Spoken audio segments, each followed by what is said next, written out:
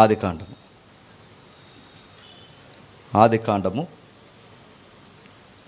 ఆదికాండము 5వ అధ్యాయం ఆదికాండము 5వ అధ్యాయం 21వ వచనం నుండి 22వ వచనం వరకు చదువుతాం. ఆనోకు 65 ఏండ్లు బ్రతికి మెతూసలను కనెను. ఆనోకు మెతూసలను కనిన తర్వాత 300 ఏండ్లు దేవునితో నడుచుచు కుమారులను కుమార్తెలను కనెను. ఆనోకు దినములన్నీయు 365 ఏండ్లు ఆనోకు దేవునితో నడిచిన తర్వాత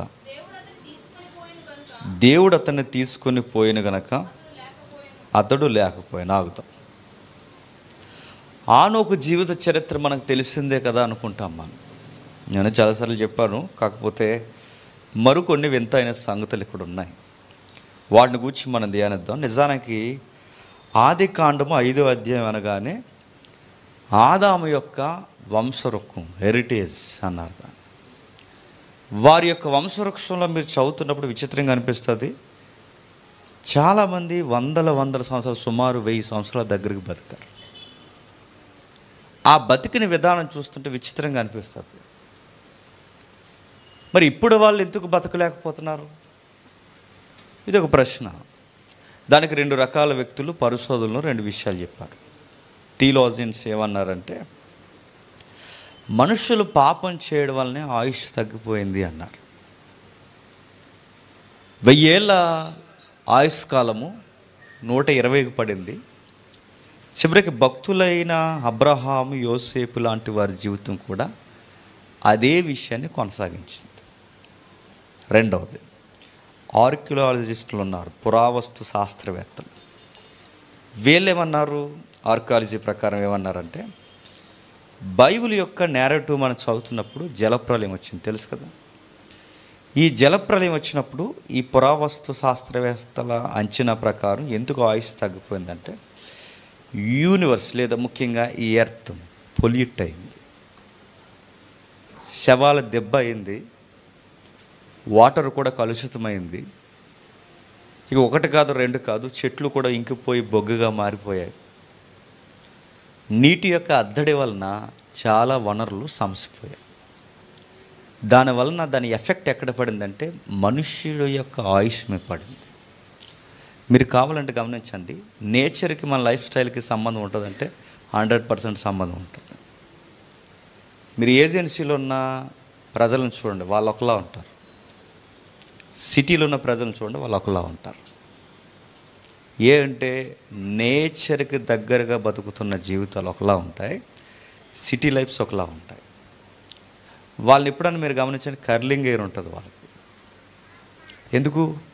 వాళ్ళ తాగే వాటర్ కంటెంట్ని బట్టి, వాళ్ళు పెరుగుతున్న ఆ వాతావరణాన్ని బట్టే వాళ్ళ ఎత్తు చూసారు, ఎంత సైజే ఉంటారు వాళ్ళు. కొన్ని ఏరియాస్, ఇప్పుడు మనం ఉన్నాం, మ్యాక్సిమం మనకి 5.5, 6 మధ్యలో ఉంటాయి ఇండియన్స్ అందరూ. 6 ఎవడో ఉండలేండి, ఎవడో ఉంటాడు. ఫారినర్ చూడండి, అందరూ 6 ఫీట్, ఏం తగ్గరండి, మెజారిటీ అలా ఉంటారు. అంటే భూభాగాన్ని బట్టి, ప్రాంతాన్ని బట్టి, తాగే నీళ్ళను బట్టి మన లైఫ్ ఫ్యాన్లు అనేది ఆధారపడి ఉందన్నమాట.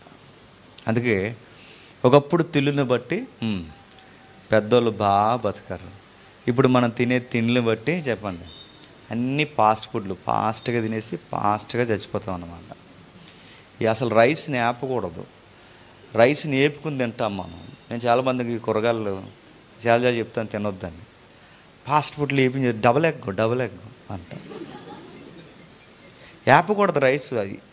రైస్ని ఏపామో విషంతో సమానం అండి. ఫాస్ట్ ఫుడ్లు బయట తినకూడదు, మ్యాక్సిమం వీలైతే కాల్చే దోశలు కూడా తినకూడదని నన్ను అడిగితే. ఈ ఫుడ్ అనేది మనం ఏం చేస్తాం, మన లైఫ్ యొక్క ఆ స్కేల్ని తగ్గించేస్తుంటుంది రోజు. ఆ రోజు కూడా సృష్టి కలుషితమైంది కనుక ఈ ఆర్కియాలజిస్టులు ఏమన్నారంటే, ఇదిగో దీన్ని బట్టి కూడా ఆయుష్ తగ్గిపోయింది. ఆ జలప్రలయం ఎందుకు వచ్చింది? దానికి మళ్ళీ థియోలాజియన్స్ లింక్ ఉంది. పాపం వల్ల వచ్చింది. అంటే వాళ్ళు చెప్పే స్టేట్మెంట్ రైటే, వీళ్ళు చెప్పే స్టేట్మెంట్ కూడా రైటే, రెండిటికి సంబంధం ఉంది. మొత్తం మీద ఏమైతే అయింది, బైబిల్ చెప్పింది ఆయుష్ తగ్గిపోయింది. ఆ తగ్గిపోయిన ఆయుస్సు గురించి మనం రాస్తున్నప్పుడు ఆదాము దగ్గర నుంచి మొదలు పెడతాడు ఈ ఆయుష్ కాలాన్ని. మొదలుపెట్టి మొదటి అధ్యాయం ఏమంటున్నాడు, మొదటి వచనం ఏమంటున్నాడు చూడండి. ఆదాము వంశావళి. దేవుడు ఆదామును సృజించిన దినమున దేవుడు పోలికగా అతను చేసెను, మగవానిగాను ఆడదానిగాను చేసెను. ఆగుదాం. మొట్టమొదట ఈ వంశవృక్షం ఎవరు కనబడుతున్నారు? ఆదాము. రెండవది 4వ వచనంలో సేతు, 9వ వచనంలో ఏనోసు, 10వ వచనంలో కేనాను, 13వ వచనంలో మహలేలు, 16వ వచనంలో హేరోదు, 19వ వచనంలో హానోకు. మనకు కావలసిన వ్యక్తి హానోకు. మీరు ఒక విషయాన్ని గమనించండి. ఒక్క ఆదాము కొరకు 4 మాటలు రాశాడు. మిగిలిన వారందరి కొరకు అలా చెప్పుకుంటూ వెళ్ళిపోతూ సడన్గా రచయిత ఆగాడు. ఎవరు గుచ్చి? హానోకును గుచ్చి. అరే అందరు గుచ్చి చెబుతున్న ఆ ఎరిటేజ్లో అందరు గుచ్చి చెప్పుకుంటూ వచ్చాడు. సడన్గా హానోకు కోసం ఎందుకు ఆగాడు? ఆగాల్సిన జీవితం అది. ఏముంది ఆయన జీవితం అంటే, చదివిన వచనాలే వింతగా ఉంటాయి. చూడండి, ఆ 21వ వచనం చదవండి. ఆనోకు 65 ఏండ్లు బ్రతికి మెతూషలను కనెను. 305 ఏండ్లు దేవునితో నడుచుచు ఎవరిని కన్నాడట? కుమారులను కుమార్తెలను కన్నాడట. క్వశ్చన్ అడుగుతున్నాను, చెప్పండి. పిల్లల కంటే చాలామంది దేవునితో నడుస్తారా? పెళ్ళి అయితే దేవుని సన్నిధిలో కనబడతారా? ఏమన్నా అడుగుతున్నాను నేను. పిల్లల కంటే పిల్లలు వంకెట్టుకుని మానేస్తారు చర్చ్. పెళ్ళి అయితే పెళ్ళి వంకెట్టుకుని మానేస్తారు చర్చ్. అంటే కొన్ని విషయాలు మన జీవితంలోకి వస్తే వాటి బిజీ లైఫ్లో పడిపోయి దేవుడిని వదిలేస్తాం. పిల్లల మీద ముద్దాడడం ఎక్కువైపోయి పిల్లలనే తిరుగుతారు. ఇంకా దేవుడు ఉన్నాడు వాళ్ళ జీవితానికి. ఇంకా పిల్లలు స్కూల్కి వెళ్ళారు, పిల్లలకు బట్టలు కొనాలి, పిల్లలకి స్నాక్స్ కొనాలి, పిల్లలకి అది చేయాలి, పిల్లలకి ఫీజు కట్టాలి, పిల్లలకి దాయాలి, పిల్లలకి అది పిల్లలు బతుకంతా ఇంకా పిల్లలే. మూలికలు అరిగిపోయే వరకు పిల్లలు. ఆ పిల్లలు బతుకుతారు, నువ్వు చచ్చిపోతావు ఒకరోజు అంతే.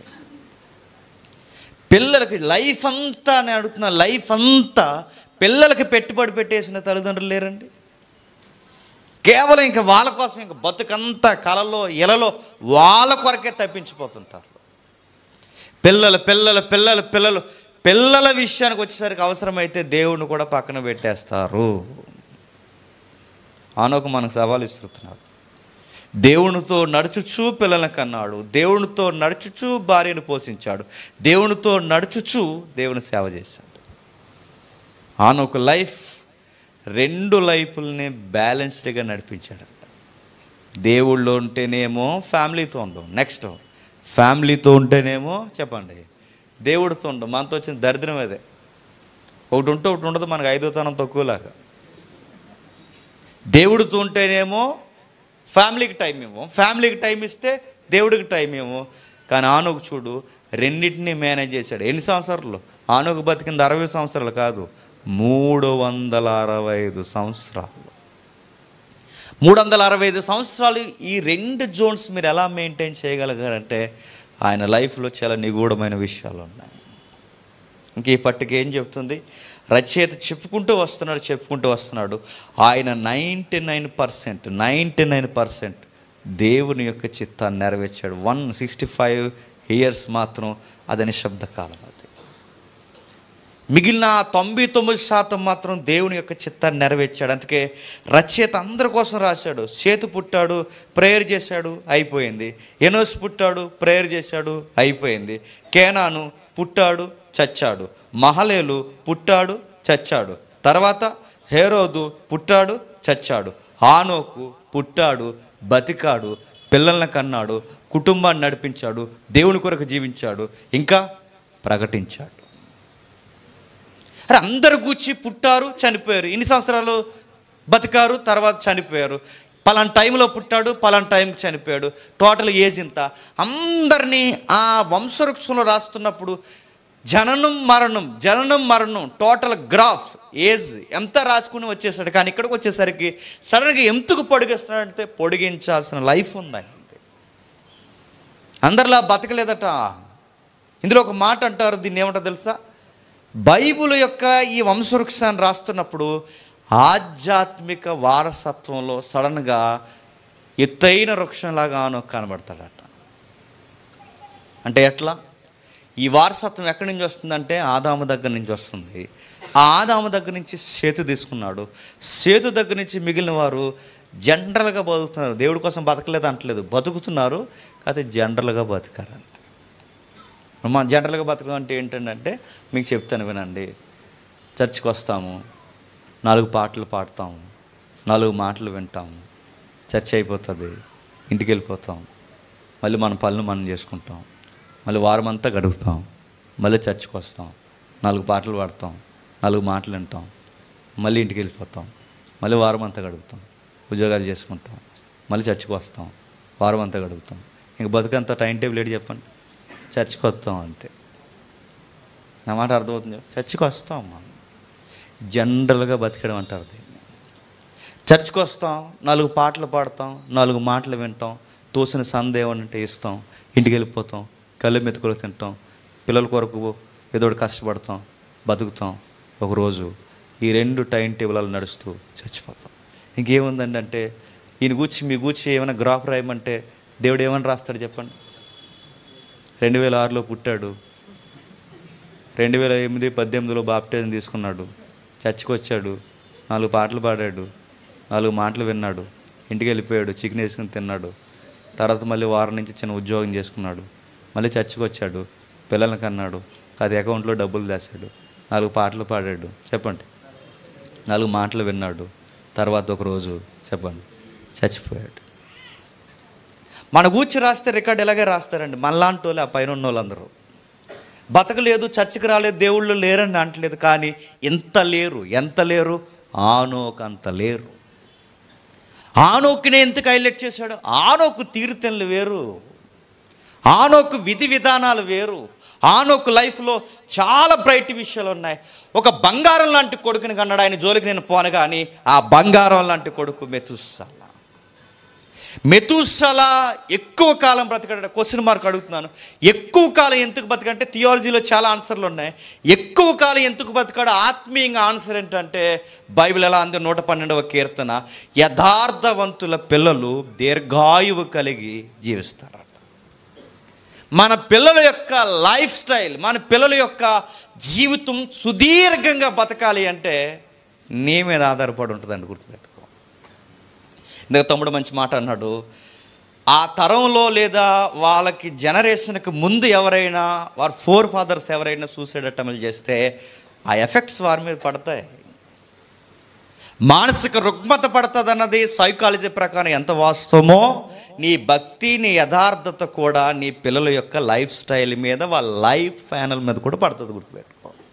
అందుకు 127 కీర్తన డిక్లేర్ చేసింది, యథార్థవంతుల పిల్లలు బలవంతులు అవుతారు, దీర్ఘాయువు కలిగి ఉంటారు, ఎక్కువ కాలం బతుకుతారు. ఇందులో యథార్థపరుడు ఎవరు చెప్పండి? ఆనోకు యథార్థపరుడు గనకే, భయభక్తులు కలిగిన వాడు గనకే ఫ్యామిలీ లైఫ్ ఎంత ఒత్తిడి ఉన్నా, కుమార్తెలు మరి ఎంతమంది తెలియదు, కుమారులు ఎంత పెద్ద ఫ్యామిలీని, ఎంత ఉమ్మడి కుటుంబాన్ని నడిపిస్తున్నా దేవుని కొరకు జీవించడంలో ఏమాత్రం డోకా లేదంట. అంత యథార్థపరుడికి ఉత్తమ కొడుకు పుడితే ప్రపంచానికి దీర్ఘాయువు కలిగిన వ్యక్తిగా స్టాండర్డ్ జీకేలో నిలబడిపోయాడు. 900 చెప్పండి, 69 సంవత్సరాలు. మన బతుకులు తినంగా లేకపోతే మన పిల్లలు కూడా ఎక్కువ కాలం బతుకులు, గుర్తుపెట్టుకోండి. నేను ఏ మాట అన్నందుకు ఏమనుకోకండి. మన వ్యవహార శైలిని బట్టి మన పిల్లల యొక్క ఆయుష్ కాలం కూడా పొడవు. ఎందుకంటే నువ్వు చెడ్డ విత్తనం అయితే, నువ్వు మరొక చెడ్డ విత్తనాన్ని ఎత్తితే వాళ్ళ భూమిని పాడు చేసే కలుషితమైన వృక్షాలు అయితే దేవుడు ఎందుకు ఉంచాలనుకుంటాడు చెప్పు? దేవుడు మాట్లాడుతున్నాడు, ఆనొక లైఫ్ స్టైల్ గురించి మాట్లాడుతున్నాడు. ఏముంది సార్ అంటే ఈయన లైఫ్లో విచిత్రమైన విషయాలు కనపడతాయి. ఏం రాయబడింది? 5 విషయాలు చెప్పాడు. ఆ 5 విషయాలు ఈరోజు మనం ధ్యానిస్తాం. పుట్టాడు, చచ్చిపోయాడు కాదు, పుట్టాడు, ఫ్యామిలీని నడిపించాడు. దేవుని కొరకు ఒక రివైవల్ స్టార్ట్ చేస్తాడు. ఏం స్టార్ట్ చేశాడు చూద్దాం ఒకసారి. చూడండి, ఇక్కడ లేదు కానీ విషయ పరిజ్ఞానం క్రొత్త నిబంధన ఇచ్చింది. చూద్దాం ఒకసారి త్వరగా. యోధా పత్రిక మొదటి అధ్యాయం 14 నుండి 16 వచనాలు చదువుదాం ఒకసారి. ఆదాము మొదలుకొని హానోకు కూర వీరిని గురించి ప్రవశించిట్లనెను, ఇదిగో అందరికీ నీ తీర్పు తీర్చుటకు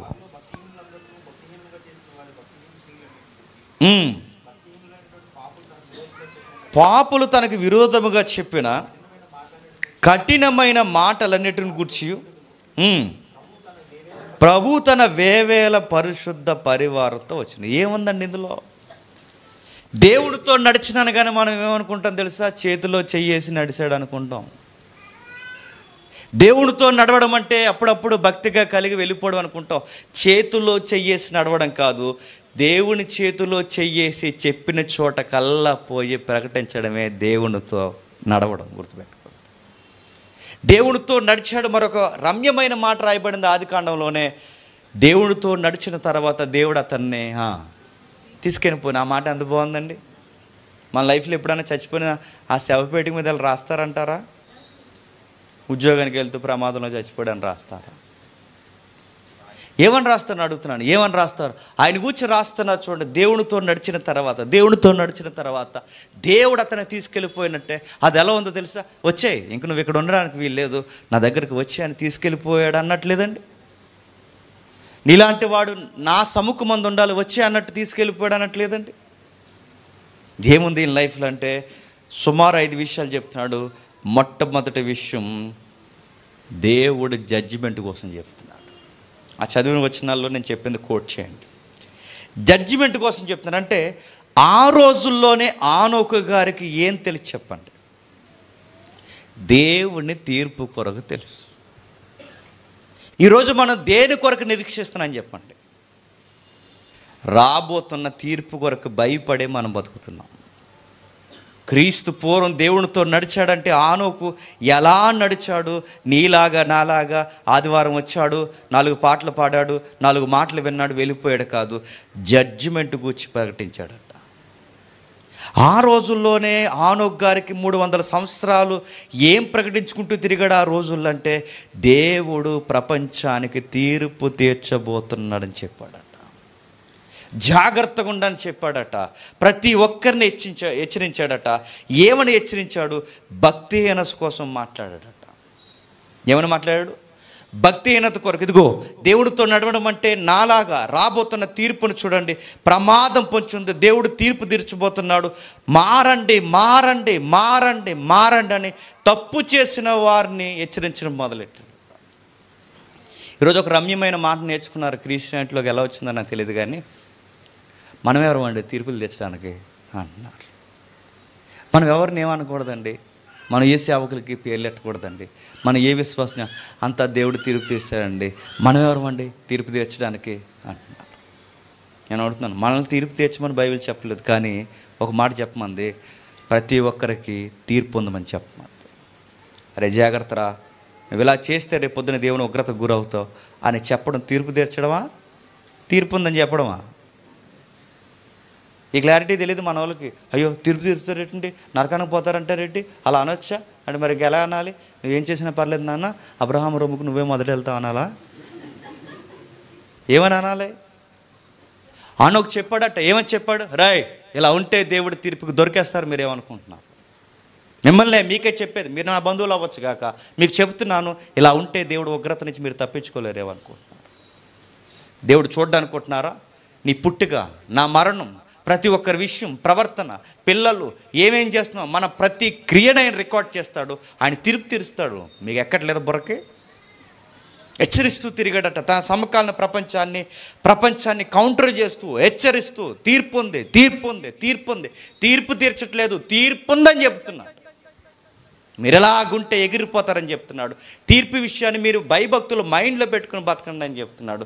మీరు తీర్పు విషయాన్ని జాగ్రత్త కలిగి జీవించకపోతే రేపొద్దున్న పతనమైపోతారు. మెసేజ్ చెప్పేవారు అందరికీ, ప్రత్యక్షంగా పరోక్షంగా చూస్తున్న అందరికీ నేను చెప్తున్నాను, హానోకు యొక్క మెసేజ్లో ఫస్ట్ పాయింట్ ఏంటో తెలుసా? నరకం కోసం చెప్పాడు. దేనికోసం అండి? నరకం. తీర్పు అంటే దేనికి? వేదనకరమైన శిక్ష ఉందని చెప్పడమే తీర్పు. మనం నరకం కోసం ఎప్పుడు చెప్తాం చెప్పండి? మెసేజ్ లాస్ట్లో చెప్తాం. మెసేజ్ అంతా చెప్పి లాస్ట్లో ఏం చెప్తాం? నరకం ఉందని చెప్తాం. మనకు రివర్స్ ఎవరు? హానోకు. మనకి ఎంత రివర్స్ అంటే అసలు స్టార్టింగ్ ఆయన మెసేజ్లోనే ఏం చెప్తున్నాడు? నరకం అనే తీర్పు ఉంది, జాగ్రత్త అని చెప్పాడు. నరకం అనే ప్రమాదం ఉందంటే ఆయన మెసేజ్లో బెంచ్ మార్క్ లాంటి పాయింట్ మొట్టమొదటి ఎత్తుతున్నాడు. తీర్పు ఉంది, తీర్పు ఉంది, తీర్పు ఉంది, నరకం ఉంది, ప్రమాదం ఉంది. ఆ రోజుకు ప్రమాదం జలప్రలయం అయితే ఫ్యూచర్కి ప్రవచనం చెప్పాడు, ఈ ప్రపంచానికి వేదనకరమైన స్థలం ఉంది, నరకం ఉంది. రెండవ పాయింట్ ఏం చెప్తున్నాడు చూడండి, అదే యోధ పత్రిక 14వ వచనం. ఆదాము మొదలుకొని 7వ వాడైన హానోకు కూడా వీరు గూర్చి ప్రవశించి ఇట్లనెను, ఇదిగో అందరికీ తీర్పు తీర్చుటకు వారిలో భక్తిహీనులందరూ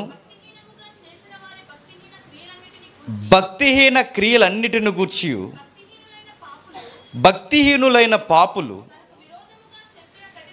వారికి తనకి విరోధముగా చెప్పిన కఠినమైన మాటలన్నిటి గూర్చి వారిని ఒప్పించుటకును ప్రభు తన వేవేల పరిశుద్ధ పరివారంతో వచ్చినాం. బాగా వినాలి, 5 పాయింట్లు నేను చెప్తున్నాను, త్వరగా వినండి, త్వరగా ముగిస్తాను. మొట్టమొదటిది ఏంటి? తీర్పు ఉందని చెప్తున్నాడు. రెండవది ఏం చెప్తున్నాడు? భక్తిహీనత కొరకు చెప్తున్నాడు. ఆయన మెసేజ్లో మరొక కీలైన ఏంటండి? భక్తిహీనత. భక్తిహీనత అంటే నేను అడుగుతాను, వీరిని కూర్చున్నాడు. ఇక్కడ వీరంటే ఎవరు? దేవుడు వీరిని గూర్చి చెప్తున్నాడు, నాకు చెప్పమన్నాడు, వీరి గూర్చి నేను చెబుతున్నాను, ఇలాంటి వాళ్ళందరూ ఎగిరిపోతారన్నాడు. ఇక్కడ వీరంటే టెక్స్ట్లో ఎవరు చెప్పాలి? వీరంటే ఎవరు? ఆ రోజు మేము లేవని అంటారా? చెప్పండి, ఇక్కడ వీరంటే ఎవరు? వీరంటే ఎవరంటే మనకు అర్థం కావాలి అంటే దేవునితో నడిచిన భక్తులు. భక్తులకి ఏమొచ్చిందట? భక్తిహీనత వచ్చిందట. ఎవరున్నారండి? టెక్స్ట్ మీకు అర్థం కావాలంటే 11వ వచనంకి రండి. అయ్యో వారికి శ్రమ, వారు కయ్యేని నడిచిన మార్గం నడిచిరి, బహుమానము పొందవలనని బిలాము నడిచిన తప్పు త్రోవలో ఆతృతగా పరిగెత్తారు. కోరాహు చేసినట్లు తిరస్కారము చేసి నశించరు. కయ్యేను ఎవరండి? దేవుని కొరకు భక్తితో అర్పణ తెచ్చిన భక్తుడు ఎవరు? కయ్యేను. నెక్స్ట్ బిలాం ఎవరండి? దేవుని ప్రవక్త. నెక్స్ట్ కోరాహు ఎవరు? 12 గోత్రాలు పిలువబడితే ఆ గోత్రాల్లో ఎంతో కొంత నాయకత్వం ఉన్నవాడు. అంటే వీళ్ళందరూ ఎవరు? భక్తులు. ఈ భక్తులకి భక్తిహీనత వచ్చిందట. కయ్యేని గాడికి భక్తిహీనత వచ్చింది. బిలాముకు ఆస్తి మీద డబ్బు మీద మమకారం పెరిగి భక్తిహీనత వచ్చింది. నెక్స్ట్ కోరాహుకి నేనే ముందుండాలని నాయకత్వం పిచ్చెట్టింది. అంటే ఎవరండి ఈ యొక్క తీర్పుకు గురయ్యేది? దేవుడి తీర్పు ఉందని చెప్పేది బయట వాళ్ళకి, దేవుడిని నమ్మనోళ్ళకి. ఎవరో రోడ్ల మీద తిరుగుతున్నారు అనుకోకండి, అది తర్వాత విషయం. అసలు ఎవరికి తీర్పు ఉందంటే దేవుని అంటే మొట్టమొదట తీర్పు ప్రారంభం అవుతుంది. దేవుని ఏంటంటే చర్చకు వచ్చే వాళ్ళే ముందు జడ్జిమెంట్ లైన్లో నిలబడతారంట. అయితే మేము రేపు నుంచి రావని అనకండి, రాకపోతే ఇంకా గట్టిగా నిలబడతారు, గుర్తుపెట్టుకోండి. చర్చికి వచ్చే వాళ్ళని ముందని కార్నర్ చేస్తాడు. భక్తిలో భక్తిహీనత ఎవరెవరికి ఎలా ఉందో చూస్తాడు. అర్పణ తెచ్చారంటే ఎలాంటి అర్పణ ఇచ్చాడు? తన కష్టార్జితంలో అదంతా తెచ్చిచ్చాడు. అయినా దేవుడు అన్నాడు, నువ్వు నరకానికి పాత్రుడు రా అన్నాడు. బిలాము ప్రవచనాలు చెప్పేవాడు, దేవుని కొరకు నాయకత్వం వహించేవాడు. పిచ్చెట్టింది ఆ వ్యక్తికి, పిచ్చి పట్టింది. డబ్బు దాచుకోవాలి, 1 గది కాదు 2 గదులంటే దేవుడు ప్రవచనాన్ని నమ్మేయడానికి తయారయ్యాడు. డబ్బు కోసం గడ్డి తినడానికి తయారయ్యాడు. దేవుడు అన్నాడు, బిలాముగా లాంటి వాడిని వదలని అన్నాడు. కోరాహు మామూలు విషయమా? మన్నా తిన్నాడు, ఎర్ర సముద్రంలో నడిచాడు, ఆ జీవజలాలకి ముంగుర్తుగా నీళ్లు తాగాడు. ఒక్కటా రెండే ఎన్ని అనుభవించాడు. మోసే గారికి దగ్గరగా ఉన్న ఒక నాయకుడు. అలాంటి వ్యక్తి భక్తిహీనుడు అయ్యాడంటే, భక్తిహీనులు అంటే ఎవరెవరో బయట వాళ్ళు గడ్డా పెంచుకుని తిరుగుతారు అనుకోకండి. భక్తిహీనులు అంటే ఏంటో తెలుసా?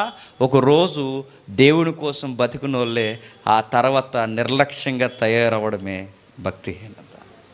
నీకు సుమారు 4 సార్లు 15 వచనంలో వాడాడు చూడండి ఆ పదం.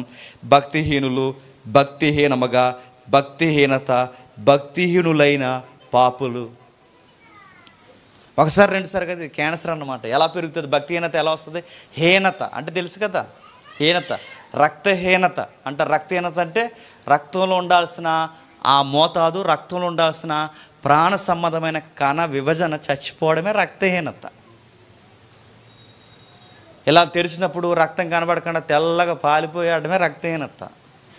మరి భక్తిహీనత అంటే, భక్తిహీనత అంటే మెల్లగా కొంచెం. ఇక 4 సార్లు ఎందుకు చెప్పాడు అనుకున్నాడు? ఒకసారే పాడైపోయాం. మెల్లగా మెల్లగా కణాలు చచ్చిపోతుంటాయి అన్నమాట, భక్తి కణాలు. మెల్లగా మెల్లగా మెల్లగా మెల్లగా. రేపు నీకు టికెట్టు, నాకు టికెట్ తీసాడు. దేనికి? ఫస్ట్ షోకి. ఎంత భక్తిహీనత వస్తుందరు నీకు? ఒకసారి పాడవారని గుర్తుపెట్టుకోండి. మెల్లమెల్లగా మెల్లమెల్లగా మెల్లమెల్లగా మెల్లమెల్లగా. ఒక విషయం చెప్పనా? నువ్వు ఎలాంటి వాడువో, నువ్వు ఎలాంటి దానివో నీ మాటల మడి చెప్పొచ్చట. నీ భక్తి తీవ్రంగా ఉందో, నీ భక్తి హీనత దశలో ఉందో చెప్పొచ్చట. మరొక ఆయన చమత్కారంగా ఎలా అన్నాడు, నీ మాటలను బట్టే కాదు, ట్రెండ్లో నీ ఎఫ్బీ, నీ ఇన్స్టాగ్రామ్, ఇంకేముంది నీ వాట్సాప్, నువ్వు పెట్టే స్టేటస్ని, డీపీలను బట్టి నీ భక్తి ఎలా ఉందో చెప్పొచ్చట. చాలామంది డీపీలు పెట్టేసుకుంటారు, అందంగా ఏ వచ్చినాయి మళ్ళీ లేయర్ మీద లేయర్ వేస్తుంది. అదో యాప్ అలాగున్నా తెల్లగానే అవుతున్నాం ఏంటో మరి. డీపీలు పెట్టేస్తారు. ఆ డీపీలు పెట్టేసిన తర్వాత అడుగుతున్నాను, డీపీ ఎందుకు పెట్టావు? నువ్వు అడుగుతాను, నేను డీపీ ఎందుకు పెట్టావు? నేను అందంగా ఉన్నాను. చెప్పండి. ఈ మధ్య నేను తెల్లగా అయ్యాను. నేను ఏదో అనుకుంటున్నారు మీరు నన్ను, నేను ట్రై చేయక కానీ హీరోని అయిపోదును. చెప్పండి. అది మన రేంజ్ అది. కాకపోతే ఎందుకు లేని నేను డీపీ పెట్టుకుని సరిపెట్టేశాను అని ఫీలింగా నేను అడుగుతున్నాను. ఈ మాట నేను అనొచ్చు అనకూడదో నాకు తెలియదు, కానీ ఒకవేళ అంటే ఎవడో ఒకటి ఎటకారం చేయొచ్చు. గోరింటాకులు పెడతారు. గోరింటాకు దేనికి పెట్టాను అడిగితే దేనికి పెడతారండి? చెప్పండి, దేనికి చెప్తారు? కవరింగ్ ఆన్సర్ ఉందో ఒకటి చెప్పనా? సలవ చేస్తుందంట, బాడీ కూల్ అవుతారు. మరి బాడీ కూల్ అవుతే ఎక్కడ ఎందుకు పెట్టావు? ఇక్కడ పెట్టుకో, మెడ మీద, నొడి మీద పెట్టుకో, నుదుటికి వేసుకేలాగా. నువ్వు కూలింగ్ అని చెప్తున్నా కానీ నువ్వు కూలింగ్ కోసం కాదు పెడతా. చెప్పండి, నువ్వు ఇలాగ అన్నప్పుడు చెప్పండి. ఇండియన్ మైథాలజీలో గోరింటాకు అంటే ఏంటి చెప్పండి? మంచి మొగుడు వస్తాడండి. నువ్వు అది బిలీఫ్ చేస్తున్నావా, లేదా అందరూ పెట్టుకుంటున్నారని పెట్టుకుంటున్నావా? నా మాట మీకు అర్థమవుతుందా? అంటే నువ్వు చేసే పనులు, నీ భక్తి ఎలా ఉందో చెప్పండి, చెప్పొచ్చు. నీ మాటలను బట్టి చెప్పొచ్చు, నువ్వు పెట్టే స్టేటస్ని బట్టి చెప్పొచ్చు, నీ పోస్టింగ్ని బట్టి చెప్పొచ్చు, నీ డీపీని బట్టి చెప్పొచ్చు, నువ్వు తీసుకునే నిర్ణయాలను బట్టి, నీ యాటిట్యూడ్ని బట్టి, నీ డైలీ దినచర్యని బట్టి చెప్పొచ్చు. నువ్వు ఉదయం లేసి ఏం చేస్తున్నావు, మధ్యాహ్నానికి ఏం చేస్తున్నావు, సాయంత్రానికి ఏం చేస్తున్నావు, ఎక్కడెక్కడ తిరుగుతున్నావు, నీ బైబిల్ టైమింగ్ ఎంత, నీ ప్రేయర్ టైం ఎంత, నీ లైఫ్ టైం ఎంత అసలు నీకు అసలు భయం ఉందా? రేపు తీర్పు రాబోతుందని అసలు నీకు అసలు మైండ్లో ఉంటుందా? నువ్వు టైంపాస్ కొరకు ఎక్కడెక్కడ తిరుగుతున్నావు చెప్పొచ్చు. దీన్ని బట్టి చాలామందిని చూస్తుంటే విచిత్రం అవుతుంది. ఎక్కడికి వెళ్ళారు? టైంపాస్ కోసం అలా బయట. టైంపాస్ ఏంటి? టైం లేదుగా, జడ్జిమెంట్ ఉందిగా. టైంపాస్ కోసం తిరగడం ఏంటంటే తిరుగుతారంటే ఈ మధ్యకాలంలో స్టైల్ ఏంటి చెప్పినా, అలా ఒక కారు కొనుక్కుంటారు, ఏదో ఒక బైక్ కొనుక్కుంటారు. ఆ కారు కొనుక్కున్న తర్వాత సాయంత్రం కల్లా స్నానం చేసేస్తారు, చక్కచక్క రెడీ అయిపోతారు, పిల్లపాపలతో రెడీ అయిపోతారు, అలా రౌండ్ వేస్తారు, అలా పైన తిరిగి వస్తారు, ఆ రెస్టారెంట్కి వెళ్తారు, అక్కడ ఒక ఫోటో దిగుతారు, బయటకు వస్తారు, మళ్ళీ ఒక ఫోటో దిగుతారు, మళ్ళీ రోడ్డు మీద వస్తారు, ఒక ఫోటో దిగుతారు, ఐస్ క్రీమ్ కొనుక్కుంటారు, అవి పట్టుకుని మళ్ళీ ఒక ఫోటో దిగుతారు, మళ్ళీ అలా వస్తారు, ఆ ఫోటో దిగుతారు. వెనకాల ఉన్న వాళ్ళు అడుగుతారు అనమాట, తెచ్చి అవి స్టేటస్లో పెడతాం. పెట్టిన వెంటనే ఏంటంటే మా లైఫ్ మేము ఇంత ఎంజాయ్గా బతుకుతున్నామని సిగ్గు లేకుండా స్టేటస్ పెడతారు. పెడితే సిగ్గులేని వాళ్ళు అందరూ అంటారు రిప్లై అనమాట, ఎక్కడ అని అడిగారంట. అక్కడ అన్నారంట.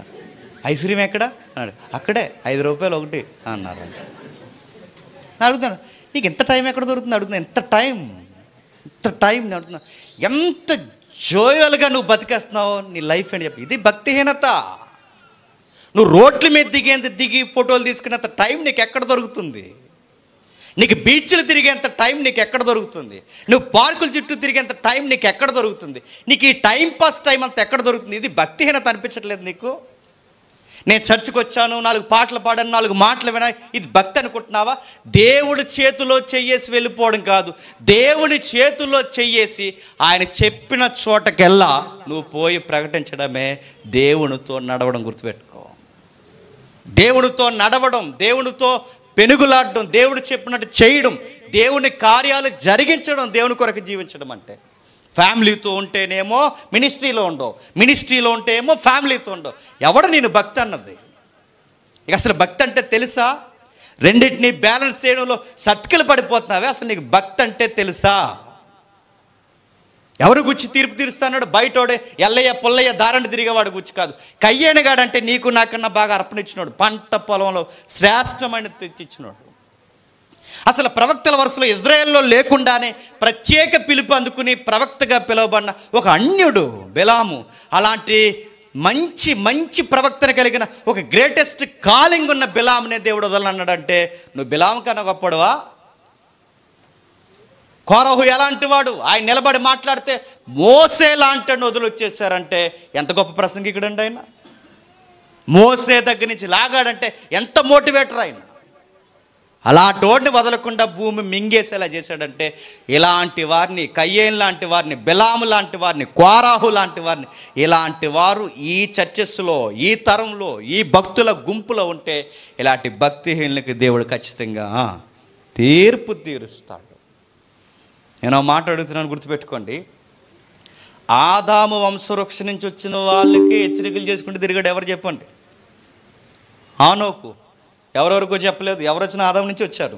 ఈ ఆదాము వంశవృక్ష వచ్చిన వారికి అంటే ఎంతో కొంత యెహోవాను గూర్చి ఎరిగిన వారికే ఈ తీర్పులు తీర్చుకుంటూ తిరిగాడు అనమాట. తీర్పులు అంటే దేవుడు తీర్పు తెచ్చిపోతున్నాడు. భక్తిహీనమైన క్రియలను బట్టి మీ క్రియలన్నీ ఆయనకు తెలుసు, ఆయన తీర్పు తీరుస్తాడు. మూడవది, ఆయన మెసేజ్లో మరో మాట ఉంది, అక్కడ రాస్తున్నాడు చూడండి. 14 వచనం అనుకుంటా, 14 వచనం చూడండి. ఆదాము మొదలుకొని 7వ వాడైన ఆనోకు కూడా వీరిని గూర్చి ప్రవశించిట్లనెను, ఇదిగో అందరికీ నీ తీర్పు తీర్చుటకు వారిలో భక్తిహీనులందరూ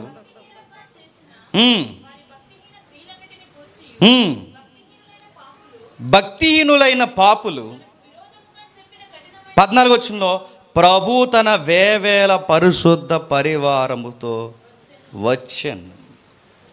వాడికి భాషలు ఎలా ఉంది? వస్తున్నాడు అన్నాడు.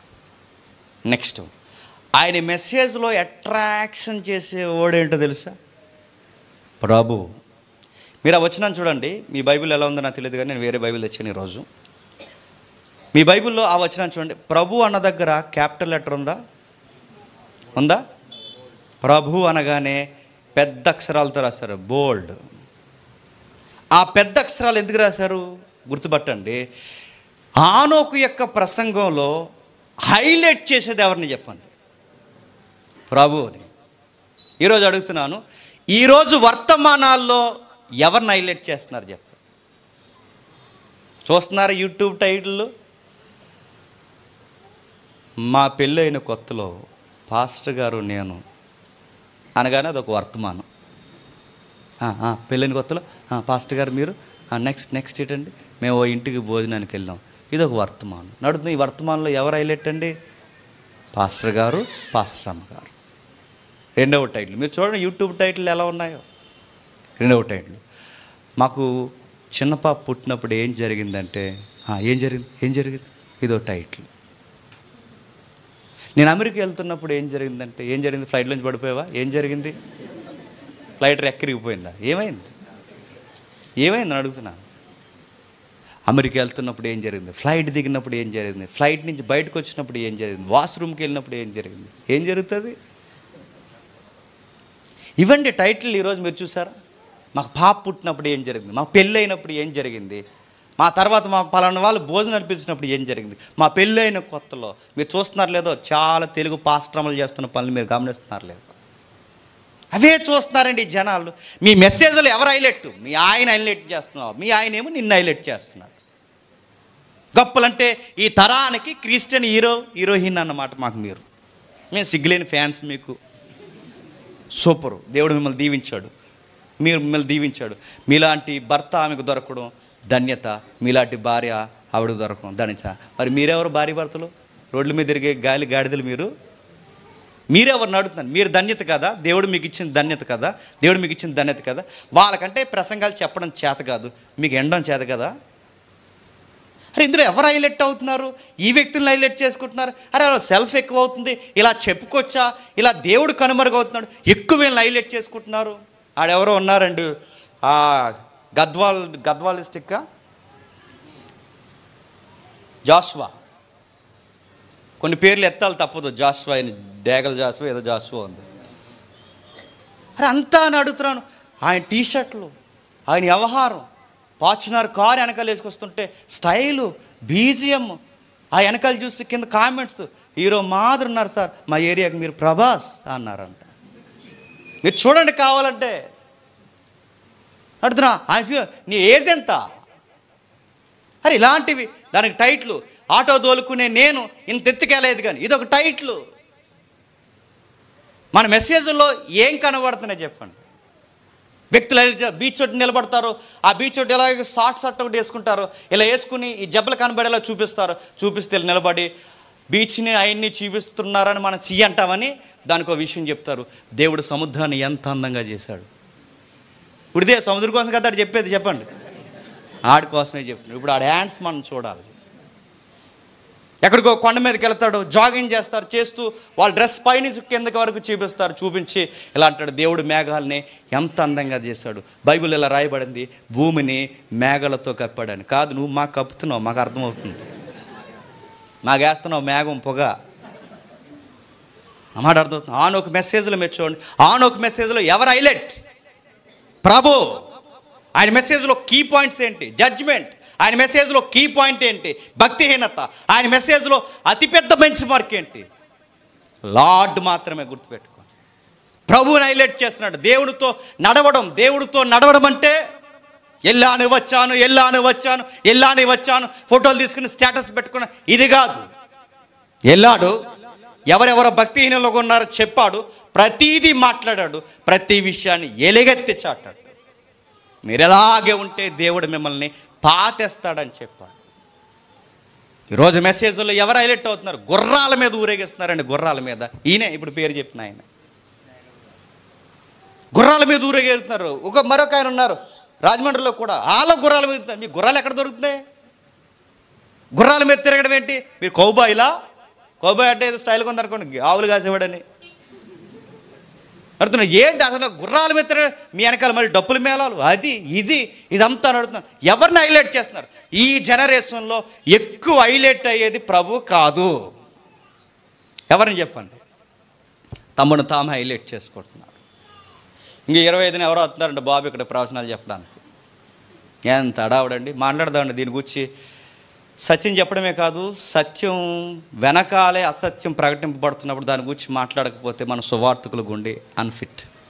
నాకు మొన్న నుంచి నా మనసులో ఉండట్లేదు. ఎందుకంటే వాళ్ళకి వాక్యాలు చెప్పడం రాదు. వాక్యం చెప్పడం రానోడు పరిశుద్ధాత్ముడు నాలో నుంచి మాట్లాడుతున్నాడంటే ఈ గుడ్డు ప్రపంచం ఎలా నమ్ముతుంది? చాలామంది పిలుస్తున్నారు సవాళ్ళకి, దమ్ముంటే నాకు చేయి. అది కాదండి, దమ్ముంటే నాకు చేయి కాదు, ఈయనకి బైబిల్లో దమ్ము లేదని ప్రూవ్ చేయాలి. అప్పుడు ఆత్మ లేదని అర్థం అవుతుంది.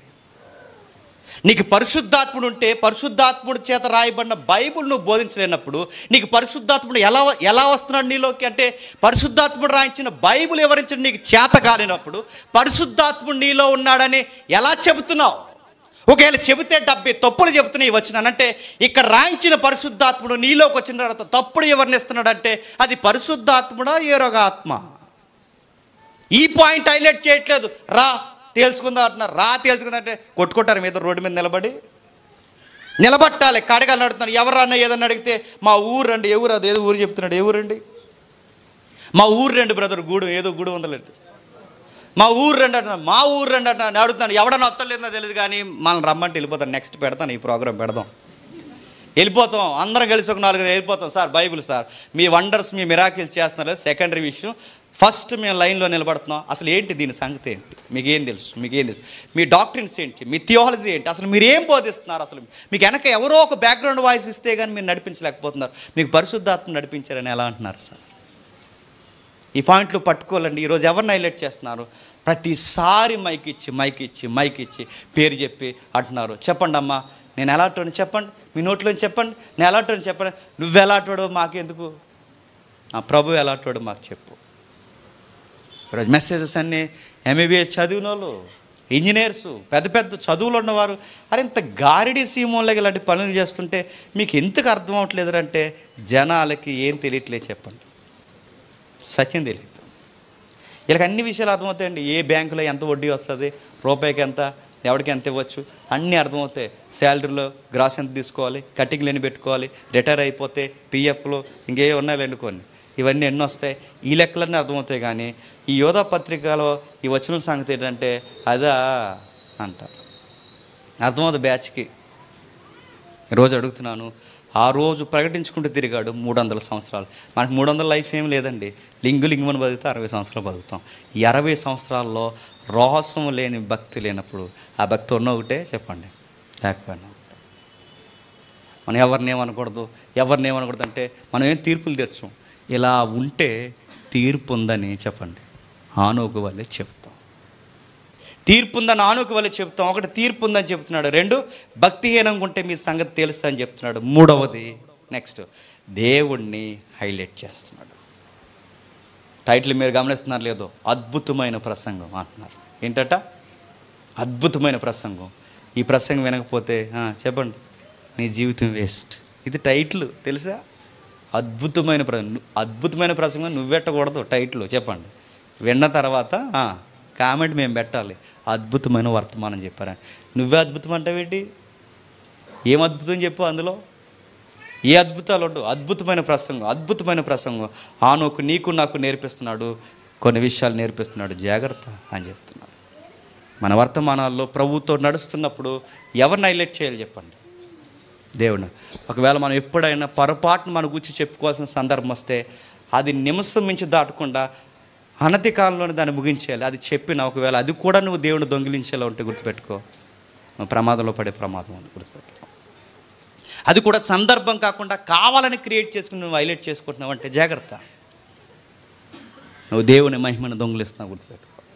3 విషయాలు చెప్పాడు. 4వ విషయం చెప్తున్నాడు, పరిశుద్ధ పరివారంతో ఆయన వస్తున్నాడు. ఎంతమంది డివైన్ కౌన్సిల్ కోసం విన్నారండి? పరిశుద్ధ పరివారం అంటే 2 వివరణలు ఉన్నాయి ఇక్కడ. పరిశుద్ధ పరివారం అంటే మనకన్నా ముందు చనిపోయిన వారు దేవునితో పాటు ఒక రోజు వస్తారని చెప్పడం పరిశుద్ధ పరివారం యొక్క వివరణ. 2వది, ఒకవేళ అది ఆనోకు కాలాన్ని తీసుకెళ్ళిపోతే అది దేనికి సంబంధించి అంటే అది డివైన్ కౌన్సిల్ గురించి చెబుతుంది. డివైన్ కౌన్సిల్ ఎవరున్నారు? పరిశుద్ధులు. దానియేలు ప్రవచనాలు చెప్తున్నప్పుడు దేవుని సింహాసనం చుట్టూ ఎవరున్నారట? జాగరికులు, నెక్స్ట్ పరిశుద్ధులు, నెక్స్ట్ దేవదూతలు, నెక్స్ట్ ప్రధానులు. వీళ్ళందరూ ఉన్నారంటే ఈ కేటగిరీస్ ఉన్నాయంటే ఈ పరిశుద్ధులు అనగానే వీళ్ళెవరు? దూతలలో మళ్ళీ ప్రత్యేకమైన కేటగిరీ కలిగిన వారే పరిశుద్ధులనే పదాలతో పిలువబడ్డారు. డివైన్ కౌన్సిల్ ఒకటి రన్ అవుతుందని ఆ రోజుల్లోనే తెలుసట ఎవరికి? ఆనోక్ గారికి. నెక్స్ట్ అది ప్రవచనం అయితే ఇంకా ఆనోక్ గారికి ఏం తెలుసు? రేపొద్దున్న నేడో రేపో దేవుడు వస్తే వస్తూ దేవుడు ఒక్కడే రాడు, మనకన్నా ముందు చనిపోయిన వారిని కూడా ఆయన కూడా ఎంట పెట్టుకుని వచ్చిన విషయం ఆనోక్ గారికి తెలుసు అంట. ఇప్పుడు చెప్తున్నాను వినండి, ఆనోక్ గారికి బేసిక్గా ఎన్ని డాక్టరీన్స్ తెలుసు చెప్పండి? 5 డాక్టరీన్స్ తెలుసు అంట.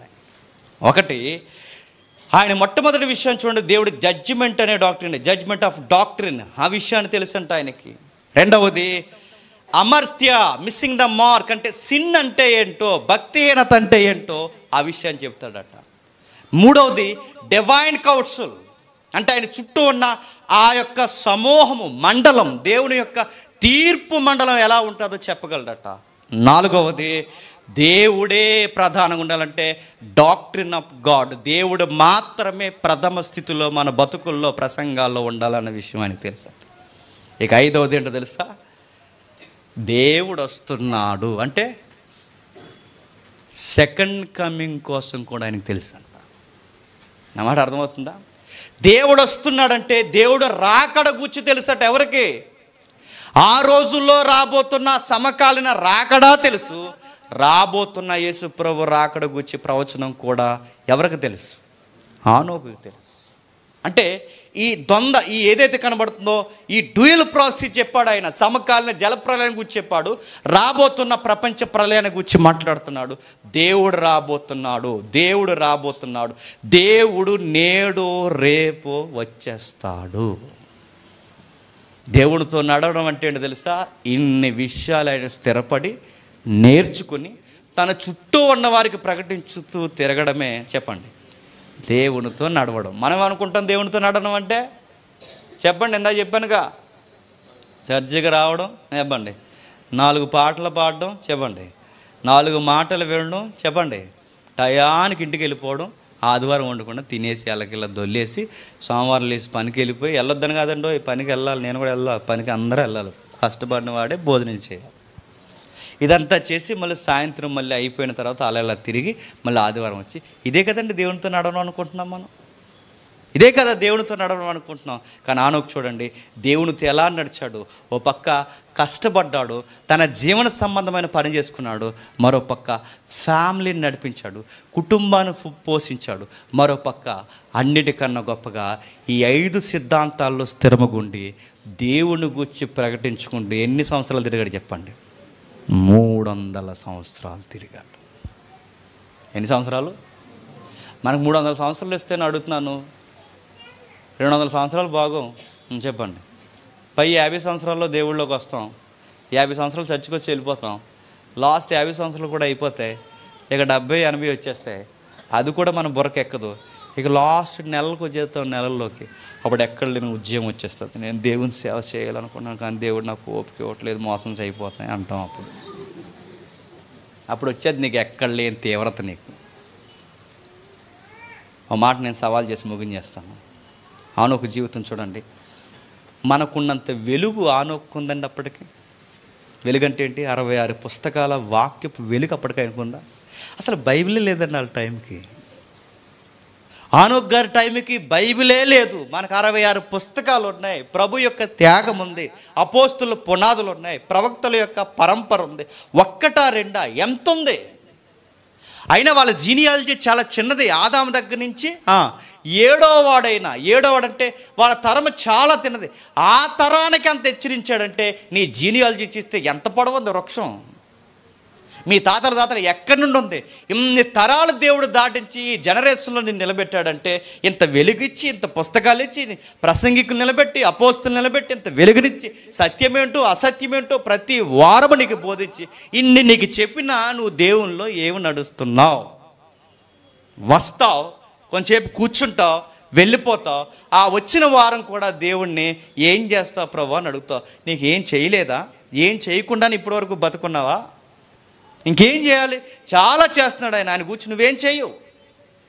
ఆనోకు చెప్పుకుంటూ తిరిగాడు. భక్తిహీనులైన వారందరికి చెప్పుకుంటూ తిరిగాడు. చర్చిలో కొంతమంది వ్యక్తులు ఉంటారండి, వాళ్ళని చూసారా? పక్కవాడు ఏదన్నా కొంచెం భక్తిలో తగ్గుంటే వీడు బాధపడిపోతుంటాడు. నువ్వెందుకురా బాధపడిపోతున్నావు అంటే, ఆ తీవ్రత వీడికి ఎందుకు ఉండట్లేదని ఆయన ఫీల్ అవుతున్నాడు. ఎందుకంటే వీడికి భక్తి ఉంది. వీడికి అరే అలా ఉండట్లేదు. వీడు అలా మన సినిమాకి వెళ్ళాడు, మన అక్కడికి వెళ్ళాడు, మన ఇక్కడికి వెళ్ళాడు, మన ఎలా చేశాడు, మన ఎలా మాట్లాడాడు, ఆడేదో చేస్తే నువ్వే దగ్గర ఫీల్ అయిపోతున్నావు అంటే, ఇది ఆనోకు కూడా అలాగే ఫీల్ అయిపోయాడు. ఎలా ఉంటున్నారేంట్రా, ఎలా చేస్తున్నారేంట్రా, మీ పెళ్ళిళ్ళు, మీ వ్యవహారాలు, మీ మాటలు, మీ తిరుగుళ్ళు ఏంట్రా వ్యవహారం అంతా. ఆనోకు కూడా అలాగే బాధపడ్డాడు. మన యొక్క వంశవృక్షంలో మీరు ఎలా తయారయ్యారేంట్రా చెప్పుకుంటూ తిరిగాడు. జడ్జిమెంట్ ఉందిరా ముందు, మీరు ఏమనుకుంటున్నారు? భక్తిహీనత వచ్చేసిందిరా మీకు, ఎలా అయిపోయారు? నెక్స్ట్ మాట్లాడుతున్నాడు, ప్రభు ఏడరా లైఫ్లో, ప్రభు ఎందుకు హైలైట్ అవ్వట్లేదురా, మిమ్మల్ని మీరు ఎందుకు కనబరుచుకుంటున్నారు? నెక్స్ట్ మాట్లాడుతున్నాడు, నేడో రేపు మన ముందు చనిపోయే వారిని తీసుకొచ్చే రోజులు రాబోతున్నాయి, దేవుడు దగ్గరలోనే రాబోతున్నాడు. ఏం అర్థం అవ్వట్లేదట్రా. 300 సంవత్సరాలు తిరిగాడు. 300 సంవత్సరాలు. మీరు 300 సంవత్సరాలు తిరుగుతారు లేదని అది లేదు. లేదు 300 సంవత్సరాలు ఎక్కడ ఉంది మన బొంద? 300 సంవత్సరాలు లేదుగా నడుతున్నాను. 30 సంవత్సరాలు అయిపోయింది మనకి. లింగలింగమని పోతే ఇంకా ఎంతకాలం పోతుంది చెప్పండి? 30 సంవత్సరాలు దేవునితో నడుస్తావు, కుడి ఎడమలకు తిరగకుండా, మరలా లోకం వైపు చూడకుండా, దేవుడిని ఎక్కిరించేలా బతకకుండా, కుడి ఎడమలు చూడకుండా దేవుని కొరకు జీవించగలవా? బిలాములాగా డబ్బు సంపాదన వెనక పరిగెడుతున్నావా? కయ్యంలాగా దేవునికి ఏదో ఒకటి ఇచ్చి వ్యాపారంలాగా మొదలెడుతున్నావా? ఏమిస్తావు? నాకు ఏమిస్తావు అని సేవలో తిరుగుతూ నాకు ఏం పేరు ప్రఖ్యాతులు వస్తాయని కోరాహు వలె ఈ నీ కళ్ళు ఏమన్నాయి? ఈ పరిచర్యలో, ఈ సంఘం యొక్క వాతావరణంలో ఎదుగుతున్నాయా? జాగ్రత్త. ఇలానే ఉంటే ఆనోకు మనకు నేర్పించాడు. నేను పిల్లల్ని, కుమారులను, కుమార్తెలను కంటూ నా భార్యను పోషిస్తూ, నా కుటుంబాన్ని పోషిస్తూ నేను దేవుని కోసం ప్రకటిస్తూ తిరిగాను. మీకు ఎంతమంది పిల్లలు అని అడుగుతాడు. మనకి ఎంతమంది చెప్పండి పిల్లలు? ఒక 1/2 డజన్ మంది ఉన్నారా? మనకి 1/2 డజన్ అడుగుతున్నా. 1/2 డజన్ ఉన్నారు మనకి. 1/2 డజన్లో ఇంకో హాఫ్ ఉన్నారా మనకి? ఎంతమంది ఉన్నారు మనకి? లింగుని ఆవిడ పుట్టాడు మనకు. ఒకడు ఏదో ఒక ఆమె పుట్టింది మనకి. వాళ్ళని నాకడానికి, సాకడానికి ఎంత దేగుతామో, వంగుతామో. మన భక్తి అంత కుంటి భక్తి, అంత కుంటి భక్తి. ఒక్క పిల్లోడిని పెంచడానికి ఆ గవర్నమెంట్ కూడా రూల్స్ పెట్టేసింది. 3 వద్దు, 2 ముద్దు, ఆ 2 కూడా వద్దు, 1 ముద్దు, కనకండి అన్నారు. ఎందుకంటే సైన్యం దాటేహాం, కనకండి అన్నారు. ఆ 1-2 పెంచడానికి ఎంత తారవుతున్నాం. ఉన్న జీవితం ఎంత. ఆ 2 పెంచడానికి ఎన్ని ప్లానింగ్స్. ఇలా పలానా టైంకి 10th క్లాస్ వచ్చేసరికి వీళ్ళకి అమౌంట్ రావాలంటే ఎందులో కడదాం ఫీజు, ఎందులో కడదాం. నువ్వు కట్టి ఎల్ఐసి నామినీ నేను పేరిట్టే వాళ్ళకి నా తదనంతరం 50 లక్షలు రావాలని బేగా లేపేస్తారు. వాళ్ళు గుర్తెట్టుకోండి. నా మాటలు అర్థమవుతున్నాయా? నేను పిల్లల్ని పెంచొద్దంటే, నాకు పిల్లలు ఉన్నారు, పిల్లల్ని పెంచొద్దు అంటలేదు. పిల్లల్ని పెంచి అక్కడ ఆగిపోద్దు. ఆనోకు పిల్లలను కన్నాడు, ఆనోకుకి పెళ్ళి అయింది, ఆనోకు కుమార్తెలను కన్నాడు. ఎక్కడైనా భక్తిలో భక్తిహీనత వచ్చిందా? మనకెందుకు వస్తుంది? సంసారంలో బాధలు ఎక్కువ అయిపోయినాయండి, అందుకేనండి ఈ మధ్య భక్తిహీనంగా అయిపోయానండి. ఆర్థిక ఇబ్బందులు అంటే అందుకేనండి కొంచెం తగ్గిపోయానండి దేవుళ్ళు. అలాగే అనారోగ్య సమస్యలు అండి, అందుకే రాలేకపోయానండి. కొంచెం బాధల్లో ఉన్నాను. నేను అడుగుతాను, నీ తలకే నీకేమైనా చిన్నది వస్తే ఇంకా దేవుడు కనబడు. నీకు ఏం రాకూడదు, నొప్పి ఉండకూడదు మనకి. ఇదిగో భక్తులు కొంతమంది వర్షం వచ్చినట్టు రావడం వల్ల అయిపోయారు. వర్షం కూడా రాకూడదు మనకి. చర్చికి రావాలంటే వర్షం ఎందుకంటే వర్షం వస్తే అలా సినికి పడిన వెంటనే అలా మొలకైపోతాం కదా, అందుకు వర్షం రాకూడదు మనకి. ఎందుకంటే టీవీ 9లో చెప్తారు మళ్ళీ, ఇదిగో ఇలా కాకినాడ చర్చి నాగమల తోటకి ఒక అబ్బాయి చర్చికి వెళ్దామని బయలుదేరాడు, చినికి పడిన వెంటనే మొక్క అయిపోయాడు అని మళ్ళీ హెడ్లైన్స్లో వచ్చేస్తావు నువ్వు. అందుకు రావు నువ్వు చర్చికి. ఎంత బాధ్యతతో అడుగుతున్నాను. ఇలాగే ఉంటే భక్తిహీనత. అదే చెప్తున్నాను, భక్తిహీనత. మీ భక్తి ఏంటో మీ మాటలను బట్టి చెప్పొచ్చు, మీ భక్తి ఏంటో మీ స్టేటస్ని బట్టి చెప్పొచ్చు, మీ చేతలను బట్టి చెప్పొచ్చు. మీ భక్తి ఏంటో మిమ్మల్ని మీరు చూసుకుని చెప్పొచ్చు. దీన్ని బట్టి కొలుసుకోండి. మీరు భక్తిగా ఉంటే సరే, లేదా ఈ 5 విషయంలో ఎవ్వరూ తప్పించుకోలేదు, దీనిలో ఎవరు అతిథులు కారు. దేవుడు మిమ్మల్ని దీవించును గాక.